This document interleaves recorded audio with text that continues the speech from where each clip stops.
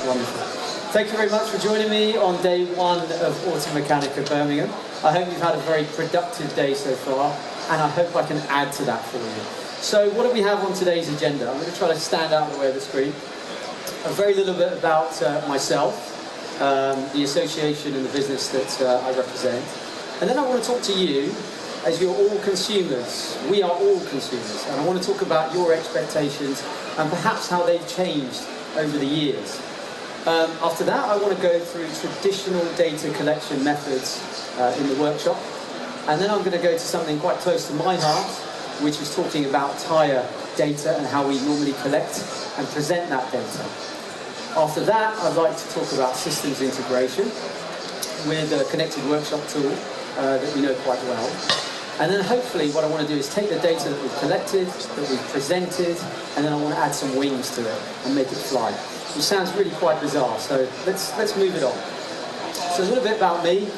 I'm currently National Chairman of the NTDA, which is our National Tyre Distributors Association.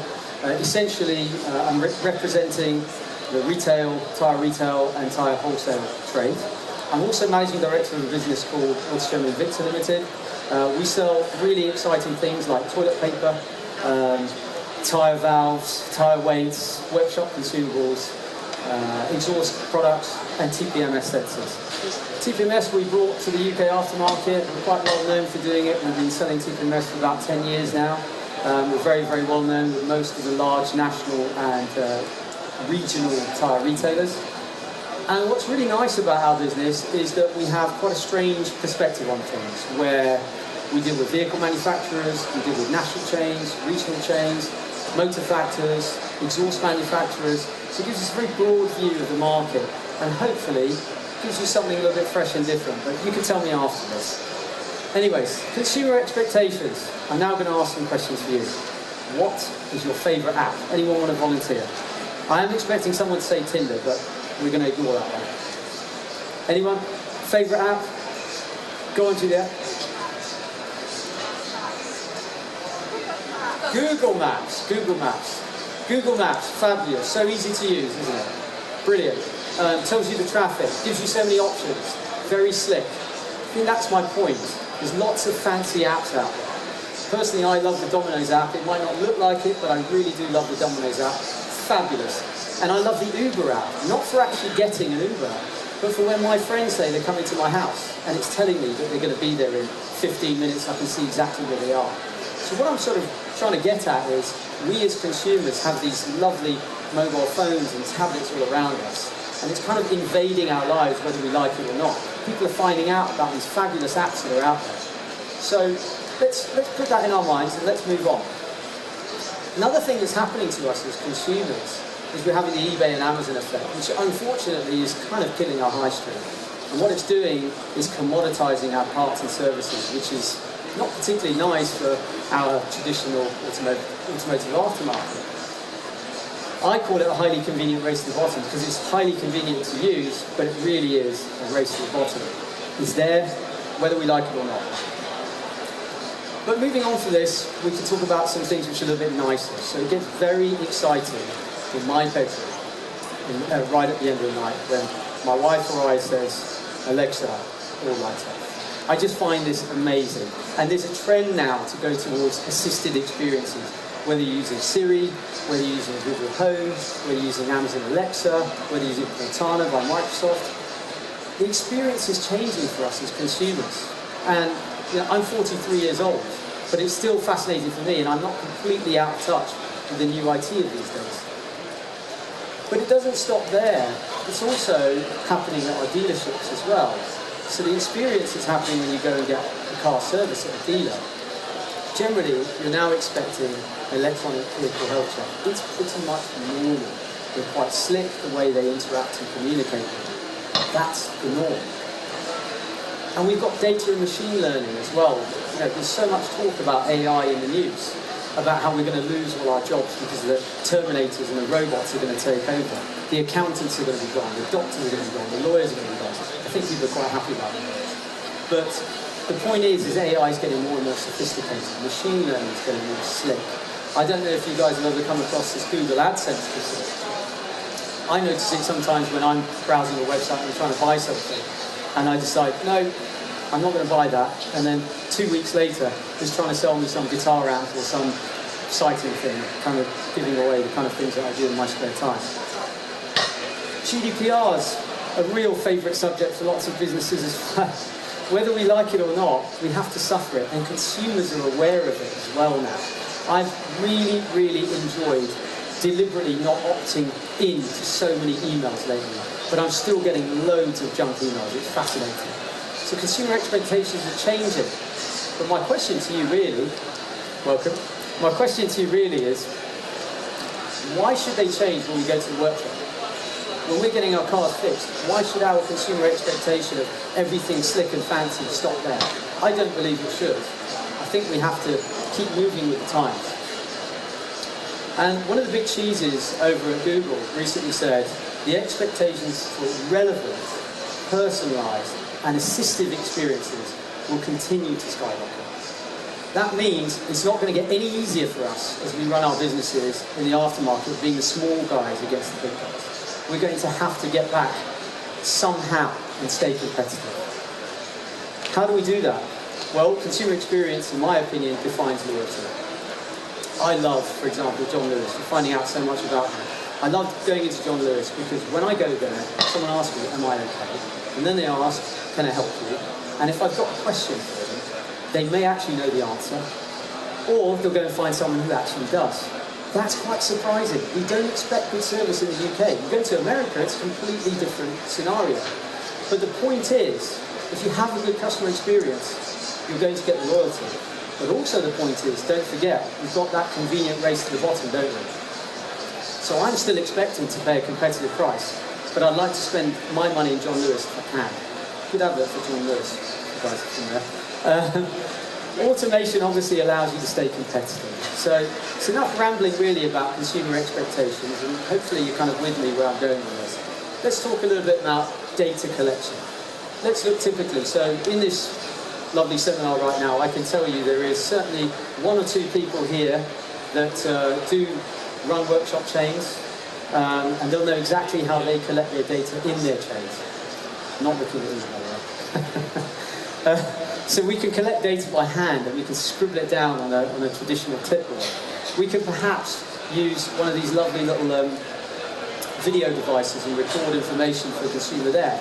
You could use a tablet or an app to sort of gather information, or you could use a connected workshop tool, and that makes it quite fascinating. So I'm going to take a scenario now, and I'm going to talk about typical tyre data, how it's presented by, should we say, the majority of tyre retailers that we deal with.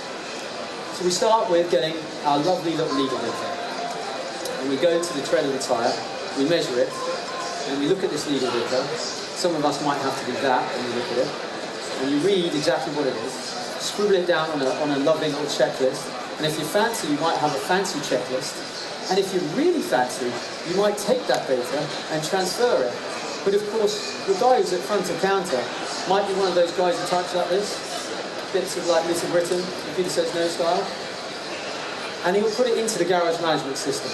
And that's, to get to that point, is actually quite impressive for a lot of typical tyre retailers we come across. Let's look at an alternative way of doing things. Let's look at a connected tool. So what I've got here, and actually I'll point it out in my hand what it looks like. I've got in my hand a handheld laser tyre scanner. And what it'll do is, in the same time that it takes to probably check one tyre and scribble the data down, you could get around a whole vehicle. Simply swipe across all 4 tyres, collect that data, send it through the access point. So eventually what it does, it analyses the data that's found, and it can tell you whether your tyres are red, yellow, green, give you some sort of feedback in terms of the braking distance of the vehicle, also tell you whether the car may need an alignment or not, and do some quite sophisticated tyre analytics. So for example, in this particular case, I don't know how well you can see at the back, we've got a tyre profile, which has been written by the laser itself. You can see there's centre wear there. The tyre has minor centre wear, check the tyre pressures.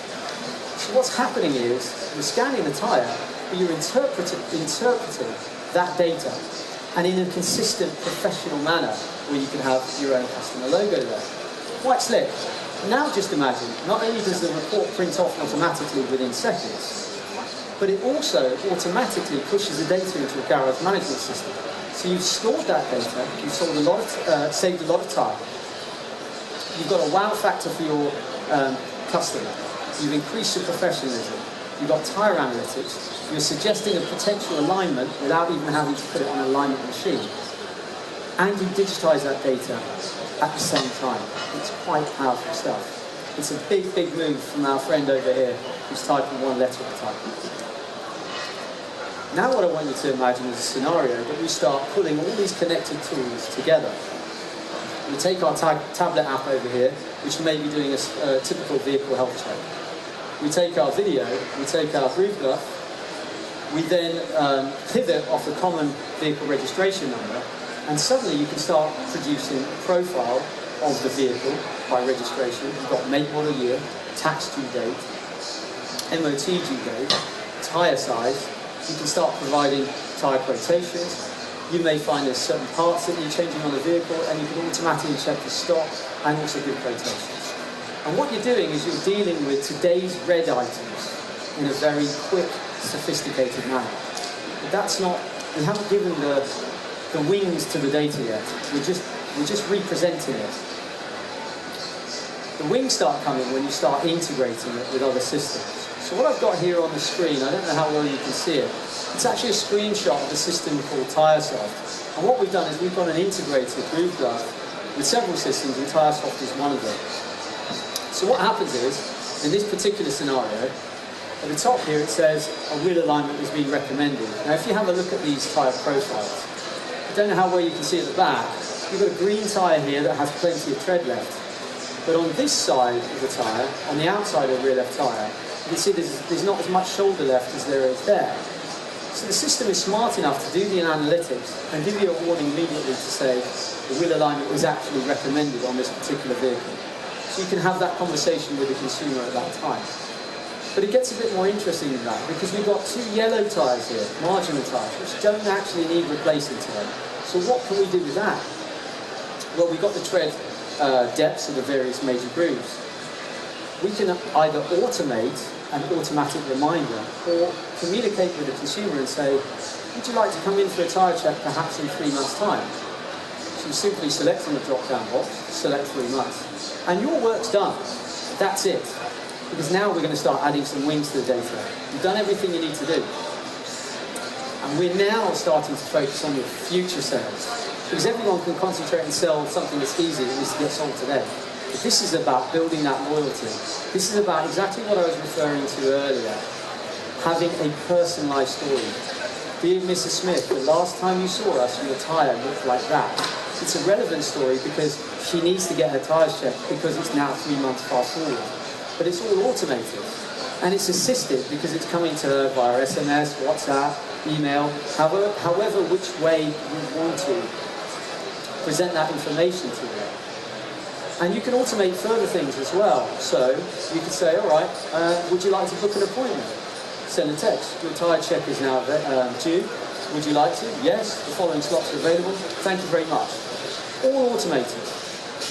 All you had to do was scan those tyres, hand over the report, and have a very quick conversation with the customer. And you've suddenly had a series of dominoes fall. You've dealt with the red items that were needed on the vehicle there and then.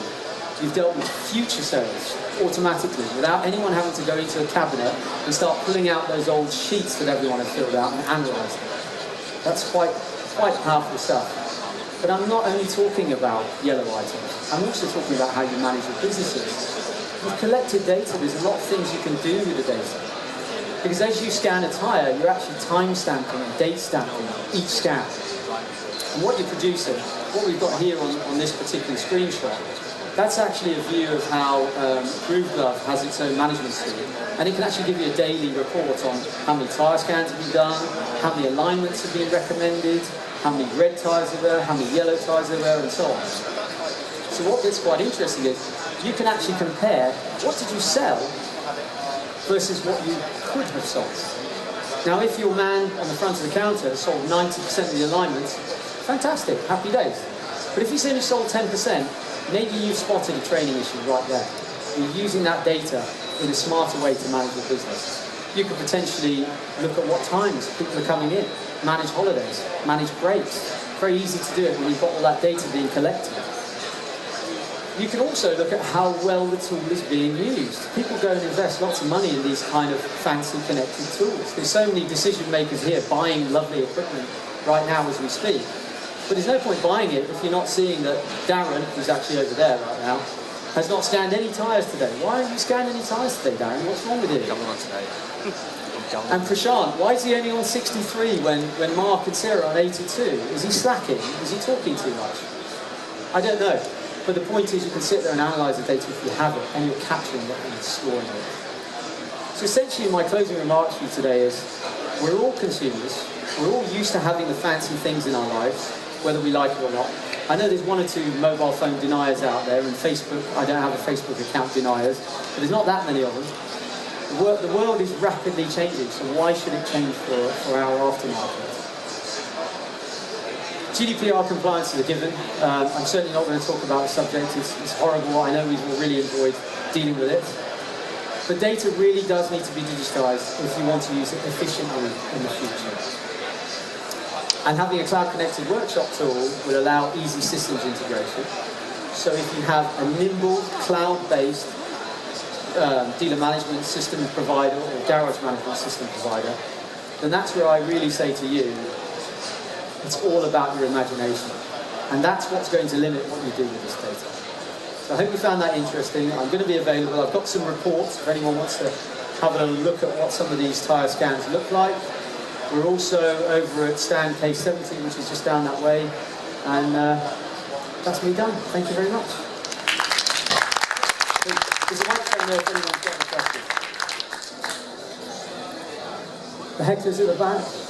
No, nothing from you? All right. All right, thank you very much.